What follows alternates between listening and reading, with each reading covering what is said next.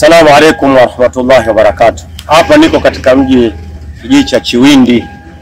Tuko huko takriban miezi miwili toka mwezi wa Shabani, mwezi wa Rajabu mpaka Shabani, na leo nafikiri ni Ramadhani ya 24. Hapa nimesimama. Huu ni msikiti ambao wanaswali Waislamu wa hapa Chiwindi. Kikubwa, Mwenyezi Mungu anasema hakika misikiti yote ni ya Mwenyezi Mungu. Leo tumeswali hapa katika msikiti huu, na siku zote wakati tunafanya dawa hapa katika kuwalingania Waislamu, kuamrisha mema na kukataza mabaya, tumepata kuswali katika msikiti huu ambao ni wa Makuti. Msikiti huu una takriban miaka miwili. Kwa hiyo, kwa nini nimesema hivi? Kwa sababu nataka kuwakumbusha Waislamu, mali tulizokuwa nazo duniani tutaziacha. Watu wanaenda kufanya mambo makubwa, wanatoa mapesa yao.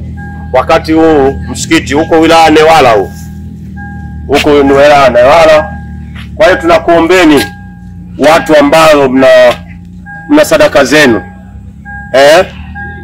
inshallah fanyeni katika kujenga misikiti ya Allah subhanahu wa ta'ala. Niko na halifa hapa, Halifa Salmin. Wallahi leo tumeona tuchukue video yetu wafahamishe Waislamu wa ulimwengu mzima kwamba hii ndio hali ya Waislamu hapa Chiwindi, na watu matajiri sijui wanapeleka wapi pesa zao. Hawa sasa hivi ndio wanajenga, kuna tofali zao wamefyatua, lakini miaka yote msikiti wao wanafanya. Fikiri Idi atakayoswali hapa itakuwa ni Idi yao ya 8 au ya 9 katika msikiti huu. Kwa hiyo tukuombeni nyinyi wenye pesa zenu mnaituangalia, sehemu hizi zote za kuleta hizi, tutapita duniani, tunapita tu miaka 60-70 unaondoka, unakufa na hela, wakati nyumba kama hizi inatakiwa kufanywa. Mvua ikija, imekuja juzi mvua hapa, tumeswali na mvua hapa katika msikiti huu. Kwa nataka nikuombeeni Waislamu wote tushirikiane wallahi, ili tuweze kuimarisha misikiti. Sisi tunafanya kazi ya Allah kuambisha watu wakataza mabaya. Uwezo wa kujenga misikiti, mali ya kujenga misikiti hatuna. Tunafanya kazi sisi kwa shida. Kwa hiyo tunawaambieni nyinyi wenye pesa zenu,